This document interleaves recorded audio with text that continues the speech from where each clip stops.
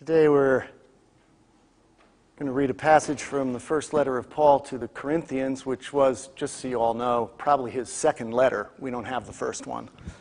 Or maybe we do. We might have a piece of it that got edited into what we call the second letter of Paul to the Corinthians. It's a lot of fun to try and puzzle all that together. But the reason we're going to read this passage of Scripture is because it resonates for me with part of the tradition of the Hindus. This is part of a series of sermons, resonance and dissonance between our tradition and other traditions. And as I said last week, I seem to be finding way more resonance than I am dissonance. I think that's just because that's where I am these days. In any case, Hinduism, of all the religions of the world, is the most complicated. I'm just sort of amazed when I read about it. I'm not an expert on any of these religions, but my goodness gracious, the complexity and the layers of tradition in this wonderful religion that seeks to find and connect to the truth in the Spirit of God. So would you listen to the Spirit as the Spirit brings a word of grace to you through this text? Paul saying to the Corinthian church, "Yet among the mature of you, we do speak about wisdom, though it is not the wisdom of this age, or of the rulers of this age, who are doomed to perish. But we speak God's wisdom, secret and hidden, which God decreed before the ages for our glory. None of the rulers of this age understood this, for if they had, they would not have crucified the Lord of glory. But as it is written, what no eye has seen, nor ear heard, nor human heart conceived, what God has prepared for those who love God, these things God has revealed to us through the Spirit. For the Spirit searches everything, even the depths of God. For what human being knows what is truly human except the human spirit that is within the human being? So also no one comprehends what is truly God's except the Spirit of God. Now we have received not the spirit of the world, but we have received the Spirit that is from God, so that we may understand the gifts bestowed upon us by God. And we speak of these things in words that are not taught by human wisdom, but taught by the Spirit, interpreting spiritual things to those who are spiritual. Those who are unspiritual do not receive the gifts of God's Spirit, for they are foolishness to them. They are unable to understand them because they are spiritually discerned and known. Those who are spiritual discern all things, and they are themselves subject to no one else's scrutiny. For who has the mind of Christ so as to instruct Christ? We have the mind of Christ." Hear what the Spirit is saying to our church. Are you spiritual? Interesting question. Are you spiritual? Paul suggests that if you're spiritual, then you will know the deeper, truer words that the Spirit of God is giving to those of us that are spiritual, and those of us that are not are, I don't know, I guess out of luck. So are you spiritual? It's hard to know when you think of how many meanings the word spiritual has these days.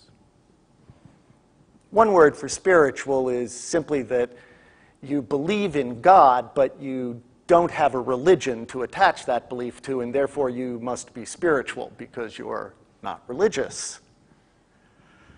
Another sense of spiritual would be exemplified by the nuns in movies. You know, that sort of holy demeanor where you walk around with your hands like this and speak calmly and nicely to everyone. That's spiritual. And then spiritual is that, that set of exercises, those contemplative things that we do, I guess some people feel like to escape the realities of our life. To escape the realities of creation, we enter into these contemplative practices and break loose from what is real. But for both the Hindus and for the Christians, nothing could be further from the truth.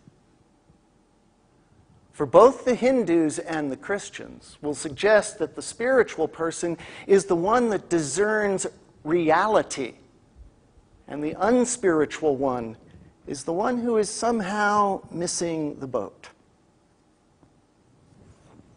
There are three large traditions within the Hindu religion, and one of them is the wisdom tradition. It's exemplified by the gurus and the yogis. And yoga, it's sort of an American pastime now. We do it, to reduce our heart rate and to just have general health. But what yoga is really about, this breath work, it's about connecting ourselves to the divine, removing ourselves from illusion and connecting ourselves to what is real and palpable among our midst. It is about connecting and yoking ourselves to the reality that humanity is completely absorbed into the presence of God, into the divine. It's from samsara, this kind of cycle of life that races around and moves us away from God, but then eventually when we come off it, we find ourselves in the essence and being of God. This is what's real, and for Paul, this is what's real too. The Spirit of God is within us, and who else is going to tell us what is real, what is God-like, but God's Spirit that searches even the depths of God. So much of what disturbs us comes from this illusion that we are not connected and absorbed into the presence of God, that we are not part of the divine unfolding. We see ourselves as individuals separated one from another, and that separation brings about fear within us, and fear has us respond to one another in ways that hurt and destroy. Our circles of care are narrow and small. The more afraid we are, the more we focus on ourselves. If we can open our hearts a little further and recognize that there's connection, one to a lover, we can have a sense of trust that builds there.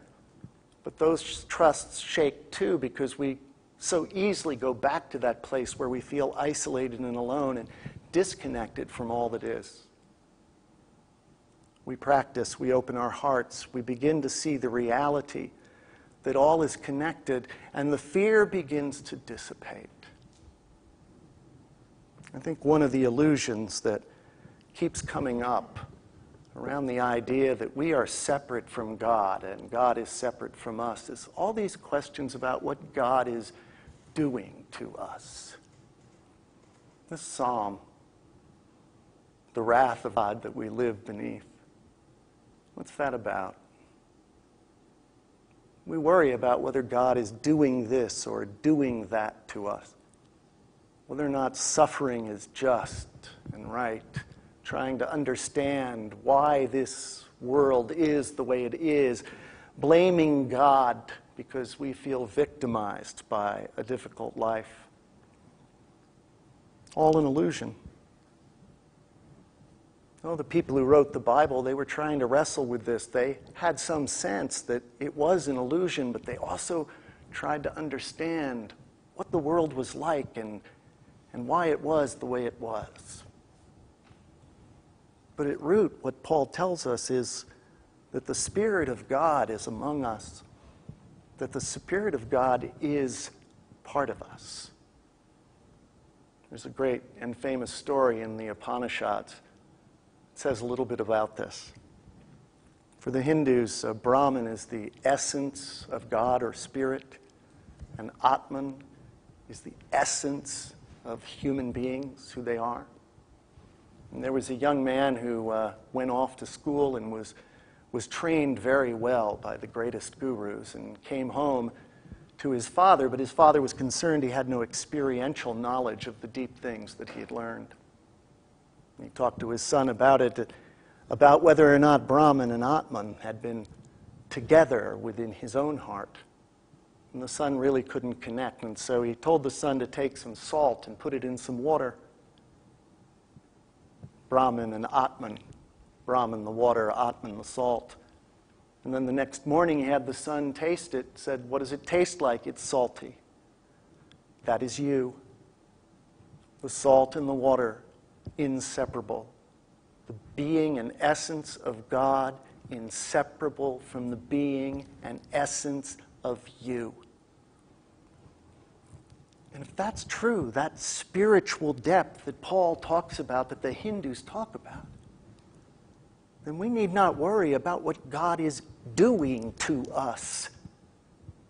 For God is us. God is unfolding God's creation within us. And instead of seeing ourselves the victim in a difficult and sometimes cruel world that reflects the isolation so many people feel, instead of doing that, we look for God's future, for the unfolding, for the next thing that Spirit might do.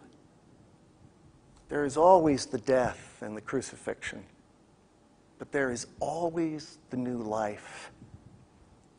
And when we are the salt water, we are imbued with this knowledge. So I ask again, are you spiritual?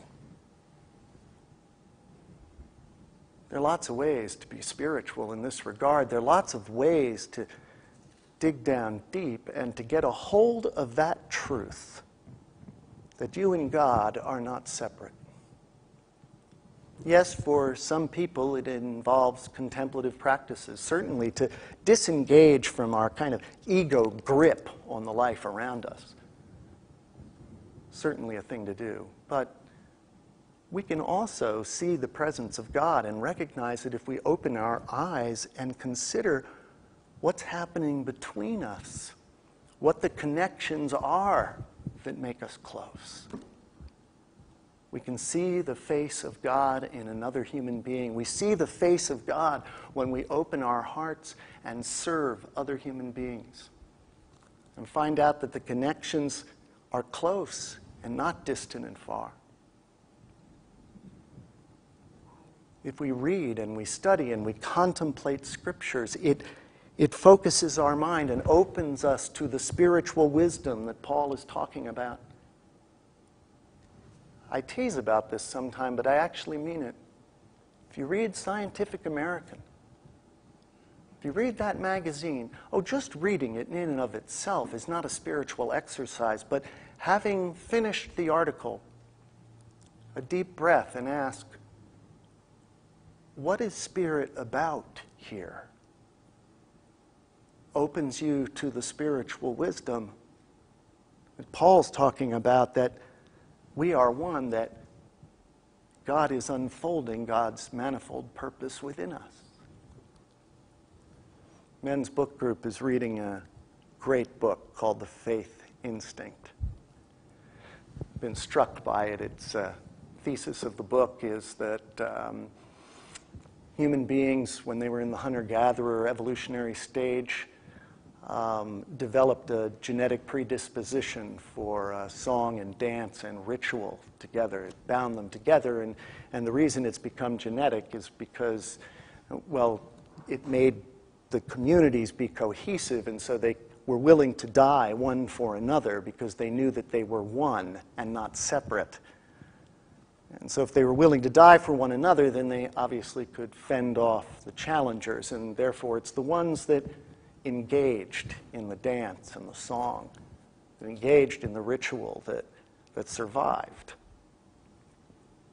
It was wonderful to just sort of see this fellow walk through the history of the development of religion and how this plays itself out, how this genetic instinct for connection to the one that is all of us, how it plays out throughout history. And I just thought at the end of reading the book, what if we take a deep breath and ask ourselves, What is Spirit doing in the midst of that?